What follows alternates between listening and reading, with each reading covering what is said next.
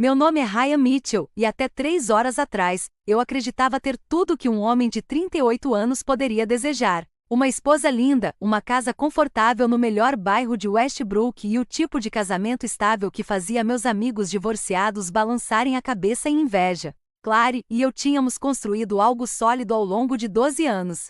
Ou pelo menos era o que eu pensava, enquanto estava sentado sozinho na nossa sala de estar, com o laptop dela aberto no meu colo, assistindo meu mundo inteiro desmoronar pixel por pixel. Nos conhecemos no casamento do meu primo. Clary era uma das madrinhas, toda de cabelos loiros e risada contagiante, atraindo as pessoas como mariposas à luz. Eu era o padrinho desajeitado que passou a maior parte da recepção escondido atrás da minha câmera. Ela me pegou tentando sair mais cedo e insistiu para que eu dançasse com ela. A vida é muito curta para perder as boas músicas, disse ela, me puxando para a pista. Essa era a Clary, espontânea onde eu era cauteloso, sociável onde eu era solitário. Nossa vida juntos tinha se acomodado em um ritmo confortável. Eu saía para a empresa de tecnologia às 7 horas, programava até às 18 horas, às vezes até mais tarde quando os projetos exigiam. Clary trabalhava meio período em uma boutique chique, mais pelo aspecto social do que pelo dinheiro. Meu salário como engenheiro de software sênior mais do que cobria nossas necessidades.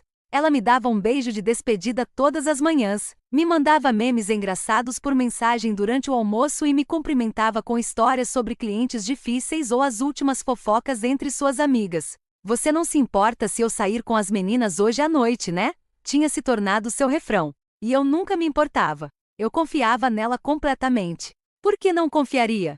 Ela sempre voltava para casa, sempre se aconchegava em mim na cama, sempre sussurrava que me amava com aquela voz sonolenta antes de dormir. Hoje era mais uma noite das meninas. Clary tinha saído 2 horas antes com seu vestidinho preto, aquele que deixava suas pernas incríveis. Ela me deu um beijo de despedida, e seu perfume permaneceu no ar muito depois da porta se fechar. Eu me acomodei para minha rotina de sempre. Um pouco de prática de programação, talvez um documentário antes de dormir, mas meu laptop estava no escritório e eu não estava com vontade de me mexer. O MacBook da Clary estava na mesa de centro e pela primeira vez pensei, por que não? Não tínhamos segredos. Eu só precisava consultar a documentação da API. O Facebook dela estava aberto. Quase fechei imediatamente.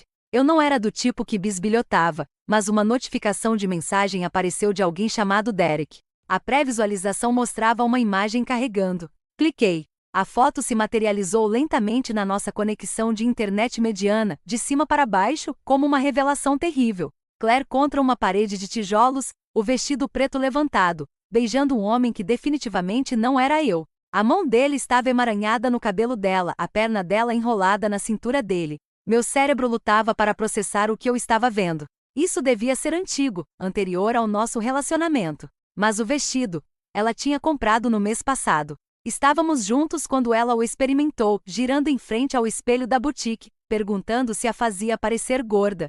Mais mensagens carregaram. Vídeos. Minha esposa, minha fiel e amada esposa, com não um, mas 2 homens rindo enquanto a apalpavam, guiando-os pelas mãos em direção a uma porta. A câmera tremida a seguia enquanto ela olhava para trás com uma expressão que eu nunca tinha visto em seu rosto. Faminta. Predatória.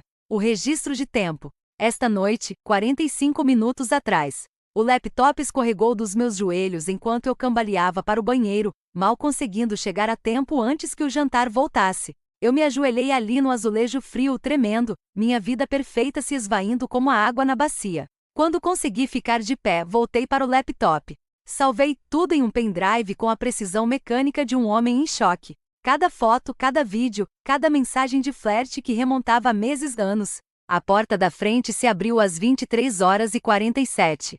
Oi, amor, Clary chamou com a voz alegre. Você ainda está acordado? Ela apareceu na porta, um pouco desarrumada, mas radiante. Feliz, ela veio até onde eu estava sentado e me deu um beijo na bochecha. Seus lábios estavam inchados. Outra pessoa havia beijado aqueles lábios menos de 2 horas antes. Sentiu sua falta. Ela murmurou no meu ouvido. As meninas estavam tão chatas hoje à noite. Eu devia ter ficado em casa com você. De alguma forma sorri. Sorri. Também senti sua falta, eu disse, as palavras como cinzas na minha boca. Acordei às 5 horas e 23 e encontrei o braço de Claire sobre o meu peito, sua respiração quente contra o meu ombro. Por 3 segundos, talvez 4, tudo estava normal. Então a realidade voltou com força. As imagens, os vídeos, a perna dela em volta de outro homem, e eu tive que controlar conscientemente minha respiração para não hiperventilar. Ela murmurou algo enquanto dormia e se aproximou mais, sua pele contra a minha, o que sempre fora um conforto, agora parecia lixa. Fiquei completamente imóvel, contando minhas respirações até o alarme dela tocar às 6 horas. Bom dia, lindo, ela disse, se espreguiçando como um gato. O lençol escorregou, revelando o corpo que eu havia adorado por 12 anos. O corpo que ela entregou a estranhos na noite passada enquanto eu ficava em casa como um idiota. Ela se inclinou para o nosso beijo matinal, rotina, automático, e eu retribuí, sentindo o gosto da traição e do perfume de outra pessoa. Café? Perguntei, minha voz surpreendentemente firme. Você é o melhor, ela respondeu, caminhando em direção ao chuveiro. Fiquei no balcão da cozinha, medindo o pó, adicionando água, seguindo os passos enquanto minha mente fervilhava. Cada momento normal parecia uma encenação de Shakespeare. Clary saiu 20 minutos depois, de roupão, cabelo enrolado em uma toalha, cantarolando algo alegre. Ela deslizou para o seu banco de bar de sempre e aceitou sua caneca. 2 colheres de açúcar, um pouco de creme e um suspiro de gratidão. Então, como está sendo seu dia? Ela perguntou. Igual a todas as manhãs. Revisão de código para o projeto Henderson. Almoço com Steve sobre a promoção? Respondi automaticamente enquanto meu cérebro gritava. Você trabalha até às 3, depois talvez façamos compras com a Melissa, ela respondeu casualmente. Ah, e eu estava pensando que poderíamos experimentar aquele restaurante italiano novo neste fim de semana. Fiz reservas para sábado. Sábado? Faltam 4 dias. Ela estava planejando nosso futuro como se não tivesse detonado uma bomba nuclear em nosso casamento. Parece perfeito, eu disse. No trabalho, tranquei a porta do meu escritório e abri o navegador no modo anônimo. Advogado de divórcio perto de mim. Cumprimento de acordo pré-nupcial, processo de divórcio por infidelidade. O acordo pré-nupcial tinha sido ideia do pai dela, na verdade, para proteger a filha de aproveitadores. Irônico que agora me protegeria dela. As provas no meu pendrive resolveriam tudo. Sem pensão alimentícia com infidelidade comprovada. A casa era minha, herdada da minha avó antes de nos casarmos. Ela ficaria com as roupas, o carro e o que tivesse na poupança.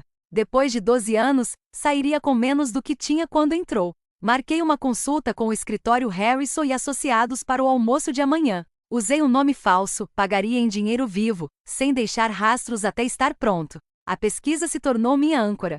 Cada artigo sobre estratégia de divórcio, cada postagem em fóruns sobre cônjuges infiéis, cada precedente legal me dava propósito, direção. Eu não era apenas uma vítima. Eu estava me tornando a arquiteta das consequências. Você está bem? Steve perguntou durante o almoço. Você parecia distraída. Só pensando em algum código complexo, menti. Naquela noite, Clara estava em casa quando cheguei. Ela tinha feito jantar, frango à marsala, meu favorito. Comemos e conversamos sobre nada, e eu a observei do outro lado da mesa de jantar. Quantas vezes ela tinha voltado de outro homem e me servido o jantar com aquelas mesmas mãos? Quantas mentiras ela tinha contado com aquela boca bonita? Talvez eu saia com as amigas de novo na quinta, ela disse, sem me encarar. Você não se importa, né? Claro que não, respondi, cortando o frango com movimentos precisos. Eu confio em você. Ela estendeu a mão por cima da mesa e apertou a minha. Eu te amo. Você sabe disso, disse ela suavemente. Eu sei, respondi, apertando-a de volta enquanto imaginava aqueles mesmos dedos desabotoando a camisa de outro homem. Depois do jantar, ela se aconchegou em mim no sofá assistindo a algum reality show sobre parceiros infiéis. A ironia era insuportável. Ela comentou sobre como havia trapaceiros. Como eles sempre eram pegos. Você consegue imaginar? Ela perguntou. Jogar fora um casamento inteiro por uma emoção barata? Eu a puxei para mais perto, beijei o topo da sua cabeça e disse, não, eu realmente não consigo imaginar isso. Na manhã de quarta-feira, liguei dizendo que estava doente, uma raridade que deixou meu gerente preocupado o suficiente para se oferecer para mandar sopa. Clary já tinha saído para o trabalho, me deixando a casa só para mim e a liberdade para me preparar. Espalhei tudo na minha mesa do escritório. O backup no pendrive, capturas de tela impressas, documentação da linha do tempo. 12 anos de casamento reduzidos a pastas de provas. A consulta com a advogada ontem tinha sido perfeita. Catherine Harrison, um tubarão de terninho que sorriu como uma barracuda quando mostrei a ela o acordo pré-nupcial e as provas. Isso é incrivelmente completo, ela disse, clicando nos arquivos. O acordo pré-nupcial é incontestável e com essa documentação, ela não receberá um centavo além de seus bens pessoais. Quando podemos dar entrada no processo? Perguntei. Posso ter os documentos prontos até segunda-feira. A questão é o momento. Como você quer lidar com a notificação? Ela respondeu. Eu pensei eu falava disso constantemente. Na segunda-feira à noite, depois do trabalho, eu queria estar lá, eu disse a ela. Ela assentiu aprovando. Um rompimento definitivo. Inteligente. A maioria dos homens tenta salvar as coisas, dar segundas chances. Você não é como a maioria dos homens, ela observou. Não, eu não era. Não mais.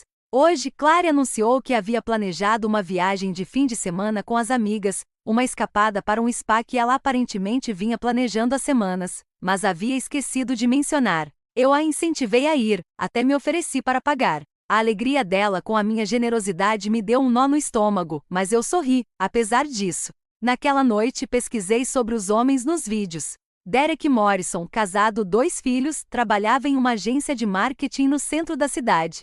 Jake Lindsay, noivo, casamento marcado para a próxima primavera. Ambos tinham perfis nas redes sociais cheios de fotos de casais felizes, férias em família, declarações de amor. Suas parceiras mereciam saber. Na quinta-feira, enquanto Clary estava com as amigas, criei contas de e-mail anônimas. Carreguei as evidências em servidores seguros e agendei o envio dos e-mails para segunda-feira às 20 horas, 1 hora depois de Clary ser notificada.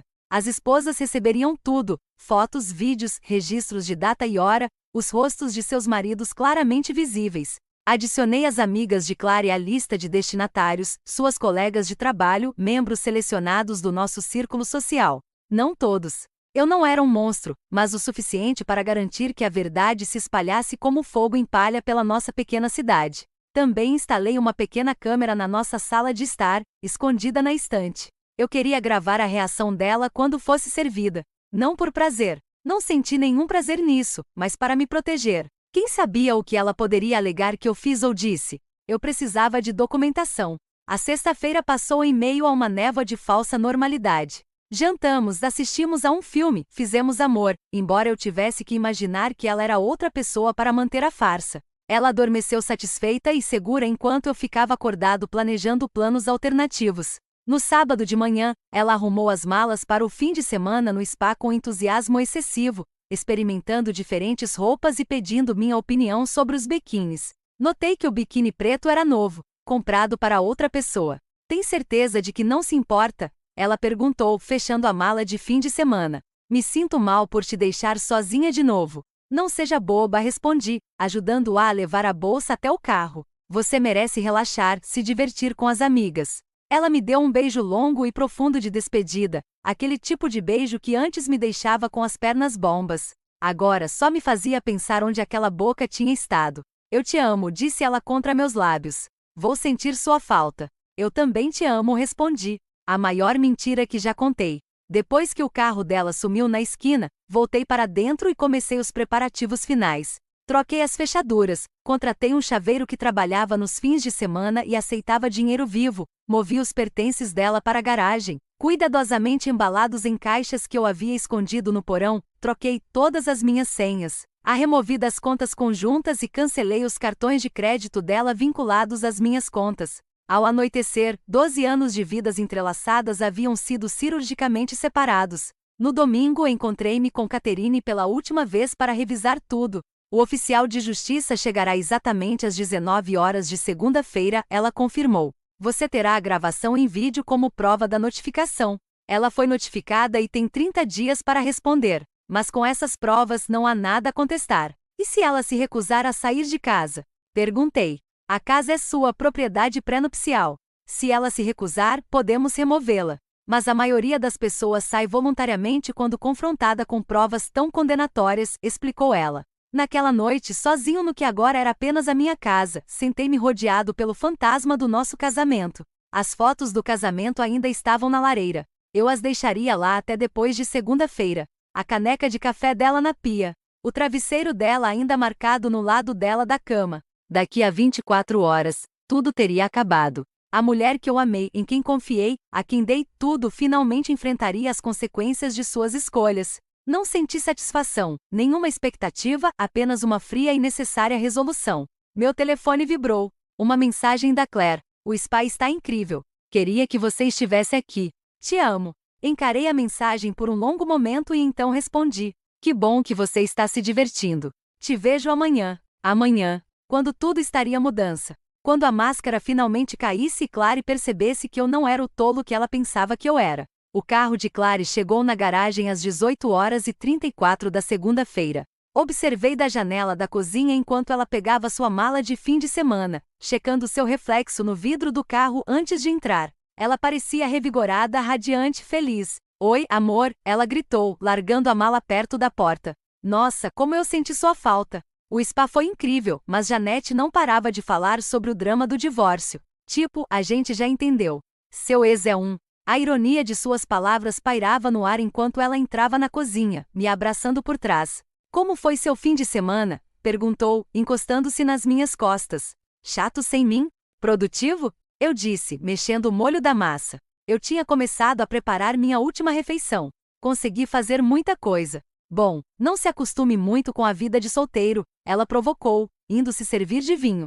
Não vou a lugar nenhum. A campainha tocou exatamente às 19h. Eu atendo, disse ela com a taça de vinho na mão. Provavelmente é da Amazon. Eu a segui até a sala de estar, me posicionando de forma a ter uma visão clara, mas sem obstruir a visão da porta. A câmera escondida captaria tudo do seu esconderijo na estante.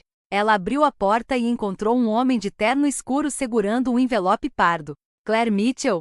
Perguntou ele profissionalmente. Sim, respondeu ela com confusão na voz. Você está sendo notificada, afirmou ele, entregando-lhe o envelope. Ele tirou uma foto dela segurando o envelope e saiu sem dizer mais nada. Claire ficou paralisada na porta, com a taça de vinho em uma mão e o envelope na outra. Lentamente, ela fechou a porta e se virou para mim. Ryan, o quê? O que é isso? Ela perguntou com a voz trêmula. Abra, instruí com a voz firme como granito. Seus dedos tremeram enquanto ela pousava a taça de vinho e rasgava o envelope. Observei seus olhos percorrerem a primeira página. Petição de dissolução de casamento. Seu rosto empalideceu. Isso é uma piada? Gaguejou com a voz embargada. Isso não tem graça, Ryan. Não, concordei, tirando meu laptop de trás da almofada do sofá onde eu o havia colocado. Não tem graça nenhuma. Abri o arquivo que havia preparado, uma apresentação de slides com as provas. A primeira imagem preencheu a tela. Claire contra a parede de tijolos com Derek, o vestido levantado, a língua dele em sua boca. A data e hora claramente visíveis. Quinta-feira passada, 23h02. Os papéis caíram de suas mãos, espalhando-se pelo piso de madeira. Ryan, ela começou. Cliquei na próxima imagem. Ela com Jake, as mãos sob a camisa dele. Depois o vídeo, aquele em que ela os conduzia para o quarto, olhando para a câmera com aquela expressão faminta que eu nunca tinha visto, direcionada a mim. Pare, ela sussurrou, afundando no sofá. Por favor, pare. Por quê? Eu a música perguntei, continuando a apresentação de slides. Você não parou. Nem na quinta-feira passada, nem na semana anterior, nem há 3 meses na festa de aniversário do Derek. Ah, sim, eu encontrei esses também. Não significou nada. Ela explodiu desesperadamente. Eu estava bêbada. Foi só diversão. Só. Só o quê, Claire? Só destruindo o nosso casamento por diversão? Só me fazendo de boba enquanto eu ficava em casa confiando em você? Eu a interrompi. Ela caiu de joelhos na minha frente, lágrimas escorrendo pelo rosto, a primeira emoção genuína que eu via nela em Deus sabe quanto tempo. Por favor, Ryan, por favor, ela implorou. Eu te amo. Foi um erro. Eu faço qualquer coisa. Terapia, aconselhamento, qualquer coisa que você quiser. Qualquer coisa. Eu ri amargamente. Que tal uma máquina do tempo? Dá para desfazer 12 anos de mentiras? 12 anos? Não, querida. Não, não foram 12 anos, ela protestou freneticamente. Foi só recentemente, eu juro. O estresse do trabalho, e você sempre tão ocupada com programação, e eu me sentia sozinha. Não faça isso, eu a interrompi bruscamente. Não ouse me culpar pelas suas escolhas. Eu estava aqui todas as noites. Você disse que estava com as meninas. Eu estava aqui esperando por você, confiando em você. Abri mais arquivos no laptop, registros de cartão de crédito que eu havia acessado, localizações marcadas em suas redes sociais, uma linha do tempo completa de seu engano. O spa neste fim de semana, O Marriott no centro mostra uma cobrança de serviço de quarto para 3 pessoas. A noite das meninas há 2 semanas. O GPS do seu celular indica que você estava na casa do Derek até às 2 horas da manhã, revelei friamente. Cada revelação a atingiu como um golpe físico. Ela se encolheu ainda mais, soluçando, o rímel escorrendo em rios negros por suas bochechas. O acordo pré-nupcial é inquebrável, continuei friamente.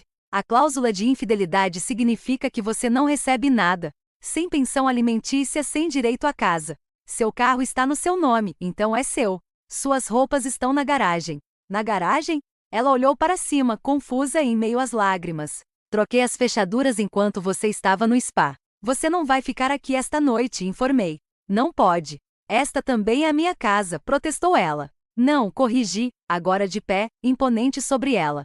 Esta é a casa da minha avó, que herdei antes de nos casarmos. Você é uma hóspede que abusou da hospitalidade. Ela agarrou minhas pernas, se agarrando desesperadamente. Por favor, Ryan, para onde eu vou? Não tenho economias. A boutique mal paga alguma coisa. Você não pode simplesmente me expulsar sem nada, implorou ela. Dei um passo para trás, me libertando de seu aperto. Isso não é mais problema meu. Talvez Derek te acolha, ou Jake, ou quem quer que você seja, na semana que vem, disse friamente.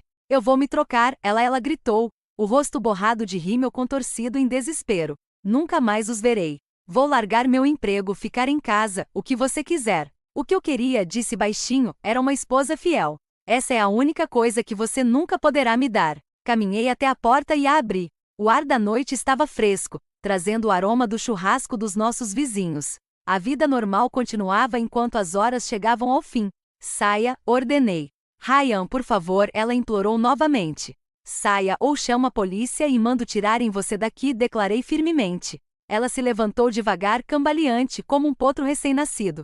Posso pelo menos pegar minhas coisas? Perguntou fracamente.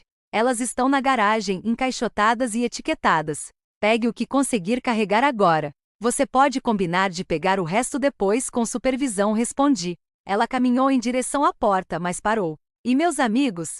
Nossos amigos? O que você vai dizer a eles? Ela perguntou com medo. Eu sorri, um sorriso frio e calculista. Ah, não se preocupe com isso. Eles saberão de tudo amanhã de manhã. Todos saberão, prometi. A cor que havia sumido do rosto dela ficou ainda mais pálida. Você não faria isso. Ela exclamou ofegante. Amanhã, às 20 horas, todos os seus contatos receberão um e-mail. As esposas dos seus namorados também. Com fotos, vídeos, horários, seus colegas de trabalho, sua aula de yoga, seu clube do livro, expliquei, com naturalidade. Você não pode. Ela gritou. Isso é pornografia de vingança. Vou processar. É uma prova em um processo de divórcio que por acaso é compartilhada com as partes interessadas, corrigi. Meu advogado me garante que é perfeitamente legal, dadas as circunstâncias. Além disso, você parecia bem orgulhosa da sua performance naqueles vídeos. Não deveria querer que todos vissem? Ela correu, tropeçando nos saltos, em direção à garagem, soluçando histericamente. Observei da porta enquanto ela pegava caixas freneticamente, enfiando tudo o que conseguia, para dentro do carro dela. Roupas de grife espalhadas pela entrada da garagem, sapatos jogados, os restos de uma vida construída sobre a mentira. 20 minutos depois, o carro estava cheio. E ela ficou parada ao lado da porta do motorista, olhando para casa. Nossa casa, minha casa, pela última vez. Eu te amei, disse ela baixinho. Não importa o que você pense, eu te amei. Não, respondi. Você amava o que eu proporcionava. A segurança, o conforto, o idiota que pagava as contas enquanto você se divertia. Isso não é amor, Clary. Isso é parasitismo. Ela foi embora sem dizer mais nada. As lanternas traseiras desaparecendo na escuridão.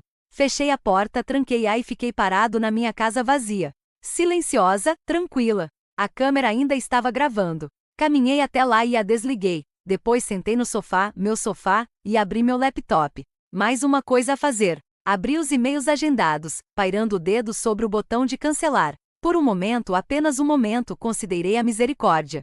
Então me lembrei da última quinta-feira à noite, dela chegando em casa, me beijando com aqueles lábios mentirosos, dizendo que sentia minha falta. Fechei e desliguei o laptop sem cancelar nada. Acordei na manhã de terça-feira com 63 chamadas perdidas e mais de 200 mensagens de texto. Os e-mails tinham sido enviados às 20 horas, conforme programado, e o ecossistema social de Westbrook explodiu da noite para o dia. Desliguei o celular e fiz café saboreando o silêncio. Quando cheguei ao trabalho, a tempestade estava em pleno andamento. Meu telefone fixo tocava constantemente. Desliguei-o.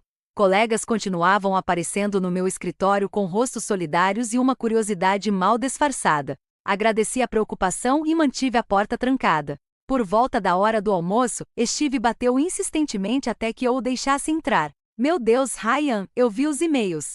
Todo mundo viu os e-mails. Você está bem? Perguntou ele com genuína preocupação. Estou bem, respondi, voltando à minha revisão de código.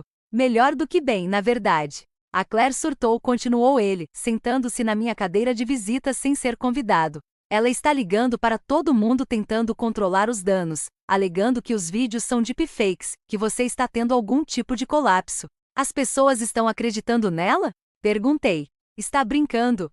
Ele zombou. Os metadados desses arquivos são irrefutáveis. Além disso, a esposa de Derek confirmou tudo. Ela o confrontou ontem à noite e ele desmoronou completamente. Admitiu um caso de 6 meses.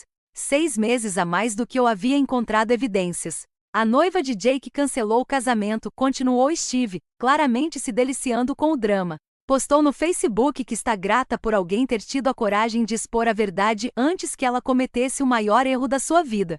Senti uma satisfação sombria com isso. Pelo menos uma pessoa havia sido salva de anos de engano. Quarta-feira trouxe uma escalada. Clary tentou voltar para casa enquanto eu estava no trabalho, mas as novas fechaduras resistiram. Ela deixou uma mensagem de voz confusa e chorosa, implorando por suas coisas, por dinheiro, por misericórdia. Encaminhei para meu advogado. Seus amigos, ex-amigos começaram a entrar em contato com suas próprias histórias. Melissa admitiu que sabia sobre Derek, mas pensou que fosse um erro isolado. Sarah confessou ter visto Clary sair de um bar com um desconhecido há 3 anos, mas manteve silêncio. A rede de cúmplices desmoronou enquanto tentavam se distanciar do escândalo. Na quinta-feira, o empregador de Clary ligou. Poderia, por favor, pedir à minha esposa que pare de aparecer na boutique? Ela havia sido demitida na manhã de terça-feira, depois que clientes reclamaram e a segurança precisou escoltá-la para fora, porque ela se recusava a ir embora. Eu os informei que ela não era mais minha esposa e dei o número do advogado dela. Na sexta-feira, as consequências se tornaram evidentes. Clary havia se mudado para a casa de uma prima a 65 quilômetros de distância. Seus pais se recusaram a acolhê-la, mortificados pela vergonha que ela havia causado à família. O divórcio de Derek estava avançando a passos largos. O advogado da esposa dele havia entrado em contato com o meu para obter provas. Jake havia sido expulso de casa pela noiva e estava morando em um motel de longa permanência. O massacre nas redes sociais estava completo. O Instagram de Claire, antes cheio de comentários de apoio em suas fotos de casal, agora era um deserto de contas excluídas e honestidade brutal. Alguém havia criado uma página no Facebook chamada Westbrook Cheaters, Traidores de Westbrook, com os vídeos dela como postagem inaugural. A página já tinha mais de 3.000 membros na tarde de sexta-feira. Passei o fim de semana fazendo uma faxina geral na casa, apagando 12 anos da presença de Clary. Suas fotos foram guardadas, não destruídas. Eu não era tão mesquinha, mas as mantive fora de vista. Repintei nosso quarto, meu quarto, com uma cor que ela sempre odiou. Comprei lençóis novos, toalhas novas, tudo novo. O banheiro principal, que estava abarrotado de seus produtos de beleza, tornou-se espartano e funcional. Na segunda-feira seguinte veio uma surpresa. Uma mulher chamada Amanda entrou em contato, a ex-noiva de Jake. Ela queria me agradecer pessoalmente por tê-la salvado de um casamento construído sobre mentiras. Nos encontramos para tomar um café. Eu sei que isso é estranho, disse ela, segurando a caneca com as mãos. Mas eu precisava olhar nos seus olhos e agradecer. Você poderia simplesmente ter se divorciado discretamente e mantido tudo em segredo. Mas você fez questão de que as pessoas soubessem a verdade. Sinto muito que você tenha se envolvido nisso, respondi, sinceramente. Não sinta, insistiu ela. Melhor descobrir agora do que depois que tivermos filhos. Depois de construirmos uma vida inteira juntos.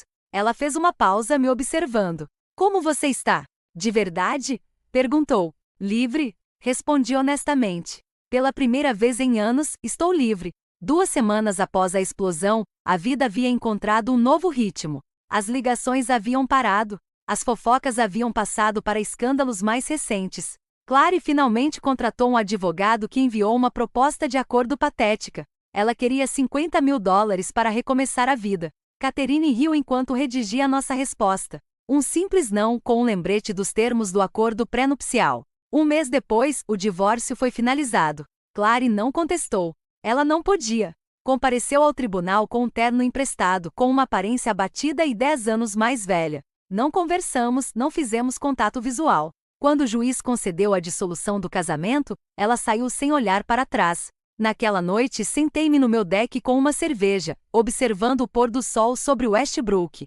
Meu telefone vibrou. Uma mensagem de um número desconhecido, provavelmente o novo telefone de Claire. Espero que você esteja feliz agora. Você destruiu tudo, dizia a mensagem. Apaguei sem responder e bloqueei o número. Número? Ela estava errada de qualquer forma. Eu não tinha destruído tudo. Ela tinha destruído tudo. Eu só me certifiquei de que todos soubessem disso. 6 meses se passaram desde aquela segunda-feira à noite em que o mundo de Claire, o nosso mundo, desabou. Estou sentada no meu escritório recém-reformado, aquele que ela sempre quis transformar em um ateliê, escrevendo este relato por razões terapêuticas, sugeriu minha terapeuta. Escreva tudo, disse a doutora Martinez. Depois, deixe para lá. A casa parece diferente agora, mais leve. As paredes não guardam segredos nem mentiras. Redecorei tudo não por dor, mas por preferência.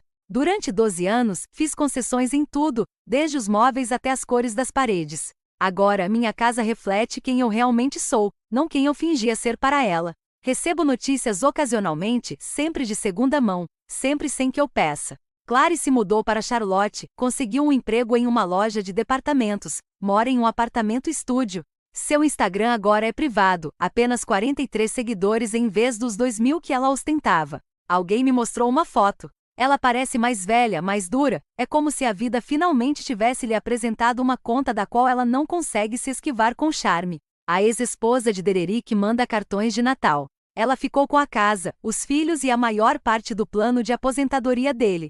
Ela parece feliz. Jake voltou para Ohio, recomeçou a vida onde ninguém sabe dos vídeos. A internet tem memória longa, porém, o nome dele estará para sempre ligado ao escândalo nos resultados de busca. Estou saindo com outras pessoas novamente com cautela. Sendo totalmente transparente desde o início sobre meu passado, meus problemas de confiança e sim, sobre o que eu fiz. Algumas mulheres ficam horrorizadas com a opção drástica que escolhi. Outras a admiram. Sarah, a mulher com quem estou saindo há 2 meses, se encaixa na segunda categoria. Você deu a ela exatamente o que ela merecia, ela disse no nosso terceiro encontro. Ações têm consequências. Algumas pessoas me chamaram de vingativo, cruel, excessivo. Dizem que eu deveria ter me divorciado dela discretamente, ter agido com elegância. Essas pessoas nunca foram traídas. Não de verdade. Elas nunca se sentaram diante de alguém a quem deram tudo e perceberam que estavam vivendo com um estranho. Elas... Nunca precisei sorrir enquanto sentia o gosto de outro homem nos lábios da minha esposa. A verdade é que agora durmo perfeitamente. 8 horas seguidas, sem ansiedade, sem pensamentos acelerados. Minha consciência está tranquila. Eu não criei aqueles vídeos. Foi a Clary. Eu não tomei aquelas decisões. Foi a Clary. Tudo o que fiz foi garantir que a verdade viesse à tona e que as consequências fossem aplicadas. A justiça nem sempre é bonita. Nem sempre é limpa, confortável ou socialmente aceitável. Às vezes a justiça é dura, pública e devastadora, mas é necessária. Às vezes penso nas outras mulheres. A esposa do Derek, a noiva do Jake, mulheres que mereciam a verdade sobre os homens a quem juraram amor eterno. Teria sido mais gentil ficar em silêncio, deixá-las continuar vivendo suas mentiras? Acho que não.